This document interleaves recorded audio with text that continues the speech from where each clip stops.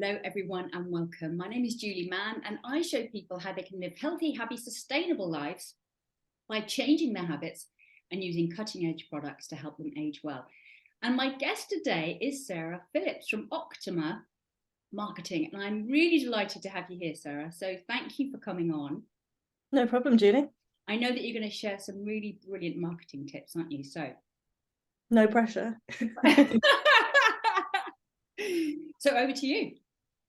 So as we're talking about habits, I know a lot of people have some very bad marketing habits. Doom scrolling is an expression we're all familiar with when it comes to social media. So I'm going to talk broadly and holistically about your marketing and how to maximize your time, make some good habits that hopefully you can stick to. So I've got 6 key points to cover today. So I'm just going to run through them all quickly with you. So number 1, think about solutions, not products or services. So, and you see this all the time at networking. People very much get into the habit of describing what they do. They'll reel off a list of services. They'll say, I'm an accountant and I do bookkeeping, I do VAT returns, I do annual accounts.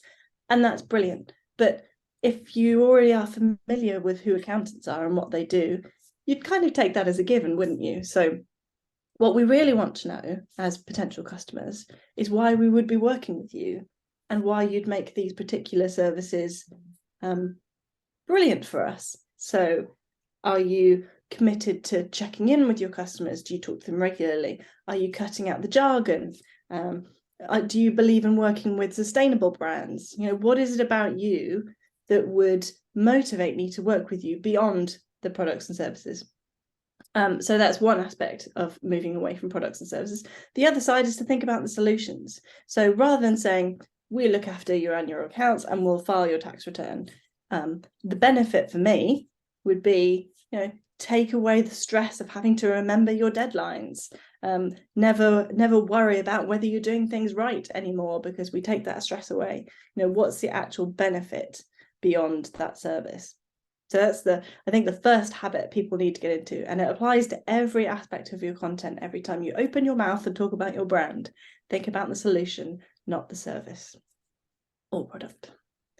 And then the second point. So a lot of the people all listening to this will be busy business owners, not necessarily have a lot of time or energy to spend on our marketing because we're busy running our businesses at the end of the day. So one of my top tips is to maximize what you are producing and use it as often and in as many places as is relevant. So cross-posting, resharing. People digest content in different ways. So if you've written a blog, why not record snippets of it? You can see how video is a particularly engaging technique as we're using it here. So can you record snippets of your blog? Can you break it down into social posts? So if you've written a blog on 5 top tips for marketing, can you do 5 social posts from that? And equally, if you do email marketing, can you then share that blog or that video or those juicy nuggets of information that way as well? So we get it into our heads that, I can't post that here and there. People are just going to see the same thing and they're going to be really turned off. But in reality, it's highly unlikely that one person is going to see and digest all of these pieces of content in the first place. We sort of think that we put something up on LinkedIn and all 2,000 of our connections are going to see it. But in reality, it's a very small proportion. So there's absolutely nothing wrong with reusing, repurposing, and resharing that content. So my third top tip, choose some content pillars to orientate your content around. So I think we're all guilty, well, hopefully not me, because I'm supposed to know how to do this. We're all guilty of sort of sitting down and saying, right, I need to post something. And the tumbleweed passes by and we have no idea what we're going to say. So when you're having those strategy sessions, when you're looking forward to the year ahead, if you're planning your networking pitch, whatever it is, when you're in that working on the business mindset, jot down 3 to 5 content pillars. So a content pillar is something that's important to you that you can orientate your content around. So it may be you're really dedicated to the environment and you have lots to say about it. It's related to your business, it's related to your clients, and you know you'll be able to draw on that. It may be that you work in a particular sector and you're really focused on that sector. So I work with entrepreneurs. So you want to tell people about top tips for starting a business, what you do that is particularly suited to entrepreneurs, whatever it is. That could well be one of your content pillars as well. So it doesn't necessarily mean like pick 3 of your products or services and talk about that. You know, your content pillar can just be something related to you, your interests, your values, that you feel you have something to share. And that's what you can draw upon when you're having those moments. You're sat there thinking, what can I talk about? I'm really passionate about this. It's one of my content pillars. I've got some notes on that from when I had that brainstorming session. That's where I'm going to next. So that's my 3rd tip. My 4th tip is to be consistent and regular. And I think this often falls by the wayside when we set unrealistic goals. I'm going to post every day. I'm going to send an email newsletter once a week.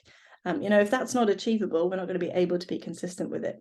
So when you're planning your marketing, 3 months at a time is generally a good time frame. You know, make sure that it's something that you're going to be able to achieve. Otherwise, it's not going to be consistent. It's not going to be regular, and it's going to be much harder to stick to. So once you have set those boundaries and those time frames, you know, do a bit of forward planning, and that generally will enable you to stick to that. And it's absolutely fine to carve out time in your day to do this. So you may say half an hour on a Tuesday morning and a Thursday morning, I'm going to look at LinkedIn and comment on people's posts and share and do whatever I feel like doing on LinkedIn. So long as you set those boundaries for yourself, and diarize it if you need to, if that works for you, put it on your to-do list. You can create that habit of doing, it's Tuesday morning, this is what I do on Tuesday mornings. And equally along that same sort of thread, my 5th tip is when you're thinking about ROI, your time is as important as all the other things that you spend money on for your marketing. So even if you're a small business, you'll probably be hosting a website, so that's going to cost you money. You may well have a VA who does some of your marketing for you, something like that. So most small businesses are spending, you know, somewhere between £100 and £500 on their marketing, even if it isn't conscious. But remember, every hour of your time is money spent on your marketing as well.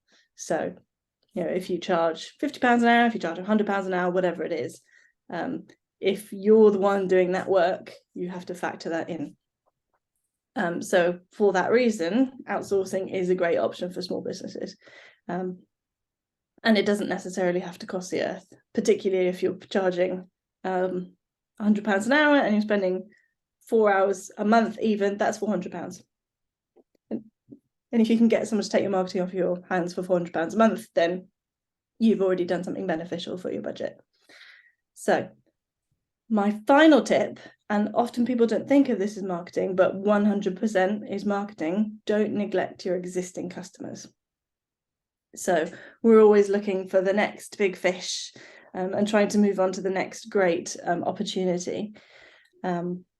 But actually it takes far more work and effort and time and money to get new customers than it does to nurture and revisit your old customers. So these are people who may have done projects with you in the past, you know, something that was finished, complete, moved on, finished. Retained customers maybe whose circumstances changed, people that you quoted for, people that you'd had conversations with that didn't necessarily progress any further. You know, all of these are far warmer than the stranger on the street that you're trying to grab, who's never heard of you and doesn't have any idea who you are and what you can do for them. So even just checking in with them, saying, I sent you a quote 6 months ago, I know it wasn't the right time, but would now be a good time to have another conversation. And something as simple as that can be your next new client. So the best way I can recommend to keep track of your customers is to get yourself a CRM system. You can use something like HubSpot, which has a free account, Capsule, there's plenty of them out there. So give them a go. It's a perfect way to keep all your data organized. You can keep track of where you met people. And you can also integrate them with email marketing as well. So you can sort of build that communications framework, keep track of everything. So, you know, you can show that extra level of customer care. And that applies to your existing customers as well as that pool of past customers as well. So breakneck tour, 6 habits. So just a quick recap for you. So think about your solutions, not your services. Cross-posting, resharing, maximizing your content, reusing what you've already got. Orientating your content around content pillars. So choose 3 to 5 and dip into them when you need inspiration. Number 4 was being consistent, regular, choosing achievable goals and sticking with the diary. ROI, think about your own time, think about how much time you're spending and how much that's costing you in real terms. And then finally, don't neglect your existing customers and your past prospects. Wow. I've absolutely got to watch this back, Sarah, because there's so much in it. And I could definitely benefit from learning some of those strategies. I was just thinking what you said about, you know, about connecting people, offering solutions. Isn't it also about the way we feel when we read or see a post, so kind of engaging in kind of the emotion of feeling like that solution's is already present by reading about it for us? Yeah, absolutely. So when I do onboarding with new customers, we talk about pain points, and it's a journey. Marketing is a journey, and on the journey, we're not the stars of the show. We're not the hero. As marketers, service providers, whatever we are the guide. We're Gandalf, you know, Yoda, whatever you want to pick. You know, it's our job to guide the customer to the solution. And if you think of it like that, like an epic movie, you know, the hero will have struggles, they'll have this goal in mind, and they'll face challenges along the way. But it's our job to say, it's okay, you're gonna get there.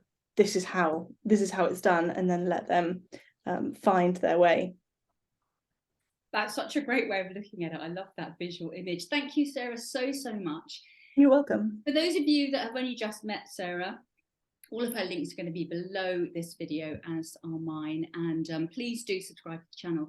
So Sarah, thank you ever so much for sharing your juicy nuggets with us. You're very welcome. And thank you everyone for watching.